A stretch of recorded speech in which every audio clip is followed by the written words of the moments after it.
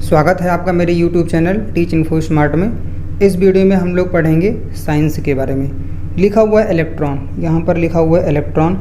Electron की खोज 1897 में अंग्रेज़ वैज्ञानिक जे थॉमसन ने कैथोड किरणों के रूप में की थी। इलेक्ट्रॉन अति सूक्ष्म कण होते हैं, अर्थात बहुत छोटे कण होते हैं तथा ये परमाणु में नाभिक के बाहर चारों ओर चक्कर लगाते हैं। चारों ओर का मतलब क्या है? जैसे इंसान होता है, इंसान की भी नाभि होती है, वैसे यहाँ पर नाभिक की बात की गई है। देखिए ये मैंने बना दिया, ठीक है, और ये बीच में नाभिक हो गया, तो यहाँ पर इलेक्ट्रॉन नहीं हो सकता है, होता ही नहीं है। ये ध्यान रखिएगा आप। हमेशा जो नाभि में होता है, नाभिक में जो होता है वो होता है न्यूट्रॉन और प्रोटॉन, जिसमें कि प्रोटॉन प्लस चार्ज होता है प्रोटॉन का, और जो न्यूट्रॉन होता है वो उदासीन होता है, ना तो उसमें नेगेटिव होता है और ना ही पॉजिटिव होता है। लेकिन हाँ, न्यूट्रॉन के बिना काम नहीं होता है, वो नाभि में ज़रूर रहता है, ठीक है। और जो इलेक्ट्रॉन है वो इलेक्ट्रॉन यहाँ पर बाहर चक्कर लगाता है, ठीक है। इलेक्ट्रॉन जो होता है वो बाहर चक्कर लगाता है, आपको ये चीज़ ध्यान रखना है विशेष रूप से। आगे देखिए लिखा हुआ इन पर 1.6 × 10⁻⁻19 कूलाम का ऋणात्मक अर्थात ऋणात्मक आवेश होता है। मैंने अभी आपको बताया कि प्रोटॉन जो होता है वो पॉजिटिव होता है, हमेशा प्लस में होता है, लेकिन जो इलेक्ट्रॉन होता है वो नेगेटिव चार्ज में होता है, माइनस चार्ज में हमेशा होता है। ये आपको ध्यान रखना है। इनका द्रव्यमान 9.1 × 10⁻31 किलोग्राम होता है। यह एक स्थायी मूल कण है। तो उम्मीद करता हूँ आपको समझ में आ गया होगा। नेक्स्ट देखेंगे, लिखा हुआ प्रोटॉन। प्रोटॉन के बारे में जानेंगे।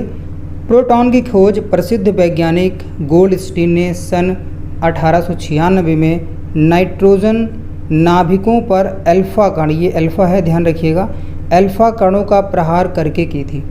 प्रोटॉन का द्रव्यमान 1.6723 × 10⁻27 किलोग्राम होता है, और आवेश जो है इसका 1.6 × 10⁻19 कूलाम धनात्मक होता है। मैंने अभी आपको बताया था।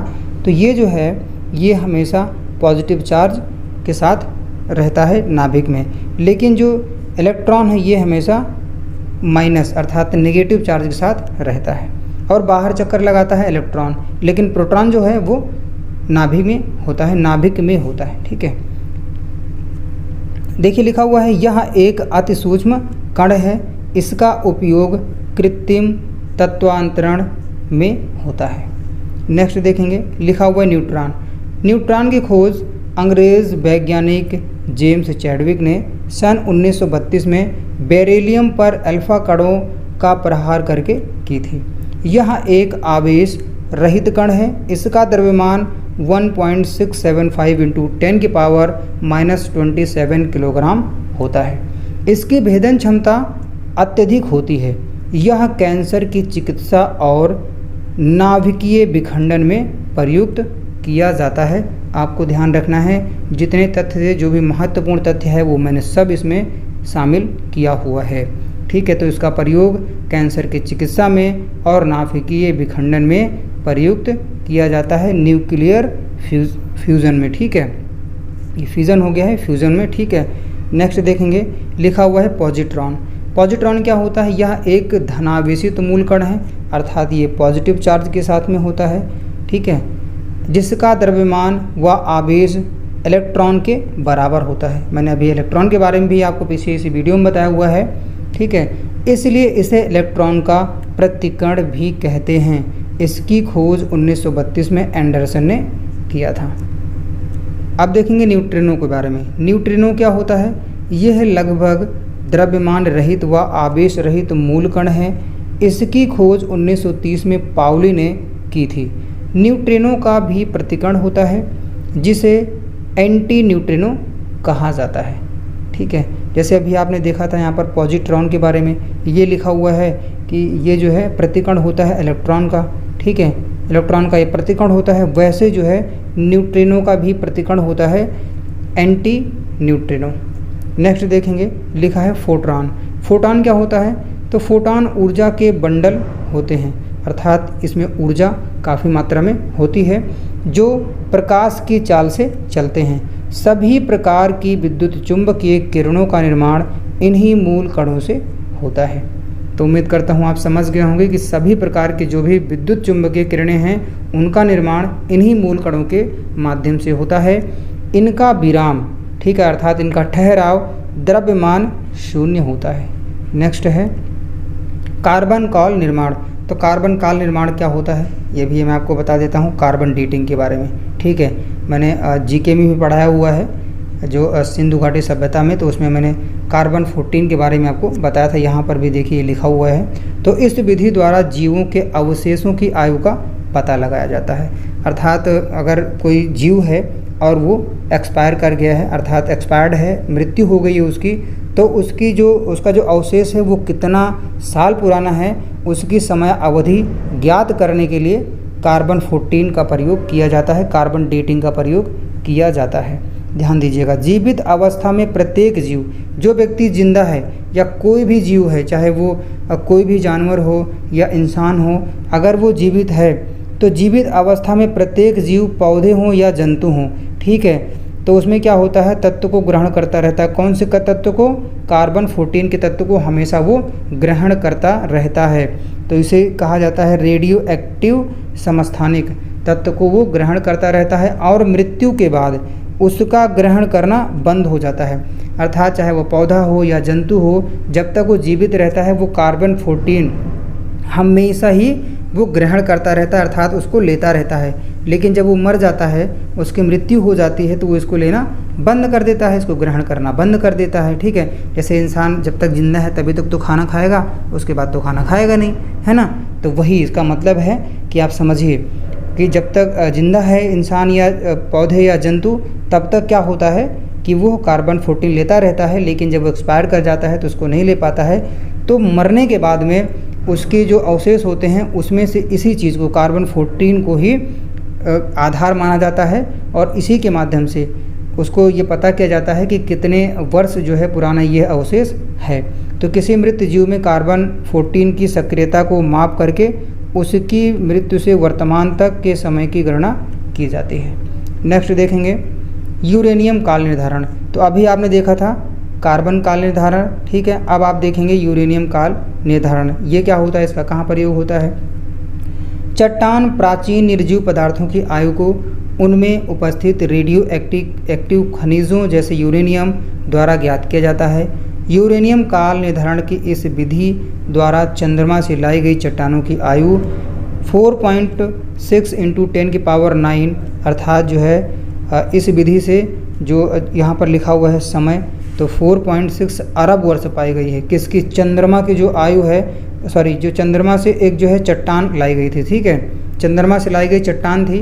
तो जब उसमें इस विधि द्वारा यूरेनियम काल निर्धारण से जब उसकी आयु ज्ञात की गई तो 4.6 अरब वर्ष उसकी आयु पाई गई, जो लगभग उतनी ही है जितनी पृथ्वी की आयु है। तो आप समझ सकते हो इसमें क्या है, इसमें जो चट्टानें हैं उसमें जो निर्जीव पदार्थ हैं उनकी आयु की उपस्थित से इसमें जो है ये ज्ञात किया जाता है। मान लीजिए कोई निर्जीव पदार्थ है, ठीक है, उसको लाया गया, उसके माध्यम से अब ये देखा जाएगा कि वो चट्टान कितने वर्ष तक अभी रह सकती है, ठीक है। तो ये इसका यही मतलब है, आयु ज्ञात की जाती है। तो चंद्रमा से वो पत्थर लाया गया था, देखिए चट्टान यहाँ पर लिखा हुआ है, तो उसका भी इसी माध्यम से परीक्षण किया गया था। नेक्स्ट देखेंगे, लिखा हुआ है नाभिकीय रिएक्टर। नाभिकीय रिएक्टर क्या होता है? यह एक ऐसी युक्ति है जिसमें यूरेनियम 235 का नियंत्रित विखंडन कराया जाता है, ठीक है। प्रथम नाभिकीय रिएक्टर वैज्ञानिक एनरिको फर्मी के निर्देशन में अमेरिका के शिकागो विश्वविद्यालय में सन 1942 में बनाया गया था ये नाभिकीय रिएक्टर, ठीक है। आगे लिखा हुआ है नाभिकीय रिएक्टर में विखंडन की श्रृंखला अभिक्रिया को नियंत्रित रखने के लिए कैडमियम या बोरान की लंबी छड़ों का उपयोग किया जाता है। ये बहुत ही महत्वपूर्ण है, कई बार क्वेश्चन आ चुका है एग्जाम में, तो आप इसको ध्यान रखिएगा। नेक्स्ट है नाभिकीय विखंडन। तो नाभिकीय विखंडन क्या है देख लेते हैं। जब यूरेनियम 235 पर मंद गति के न्यूट्रॉनों की बमबारी की जाती है, ध्यान दीजिएगा, जो यूरेनियम 235 है उस पर जब न्यूट्रॉनों की बमबारी की जाती है धीमे गति से, तो इसका भारी नाभिक विभक्त हो जाता है, अर्थात जो बीच में परमाणु है या जो भी है वो टूट जाता है, ठीक है, विखंडित हो जाता है और साथ ही बहुत अधिक ऊर्जा उत्सर्जित होती है, बहुत ज़्यादा इसमें ऊर्जा निकलती है। तो इस अभिक्रिया को नाभिकीय विखंडन कहते हैं। आप कह सकते हो कि जो परमाणु है, ठीक है, परमाणु क्या होता है, अति सूक्ष्म कण होता है और वो विखंडित नहीं होता है, तो परमाणु का विखंडन ही नाभिकीय विखंडन आप कह सकते हो, ठीक है। तो बम अनियंत्रित नाभिकीय विखंडन अभिक्रिया पर आधारित है। बम क्या है, एक जो है आप देखते हो बम बना हुआ है, जब तक नहीं फेंका गया है, नहीं फोड़ा गया है, तब तक तो एकदम गोल दिखाई पड़ेगा जैसा भी हो, ठीक है। लेकिन जैसे ही उसको उसमें प्रेशर दिया जाएगा, उसको फोड़ने का प्रयास किया जाएगा, तो उसमें क्या होता है, जो उसमें छोटे छोटे परमाणु होते हैं वो आपस में टकराते हैं, तो जिसकी वजह से उसमें विखंडन होता है। विखंडन माने बिखराव होता है, टूटता है, तो उसी वजह से विस्फोट होता है। तो ये आपको ध्यान देना है। प्रथम परमाणु बम 1945 में बनाया गया था। तो देखिए इसका एक उदाहरण भी है, परमाणु बम, ठीक है, 1945। बहुत ही अति सूक्ष्म कण होते हैं, आपने सुना भी होगा कि परमाणु बम जो है वो बहुत छोटा होता है, ठीक है, लेकिन जब उसमें विखंडन होता है तो वो बहुत ही प्रलय ला सकता है। जिसका विस्फोट द्वितीय विश्व युद्ध में 6 अगस्त 1945 को जापान के हिरोशिमा तथा दूसरा विस्फोट किया गया था 9 अगस्त 1945 को नागासाकी पर किया गया था। ये आपको ध्यान रखना है, मैंने उदाहरण भी बता दिया है, तो नाभिकीय विखंडन भी आपने समझ लिया होगा। अब आता है नाभिकीय संलयन।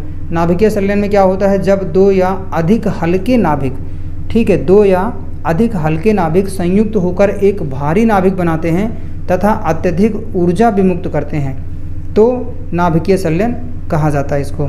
तो इस अभिक्रिया को नाभिकीय संलयन कहते हैं। ये देखिए, ठीक है, सूर्य से प्राप्त प्रकाश और ऊष्मा ऊर्जा का मुख्य स्रोत नाभिकीय संलयन ही है।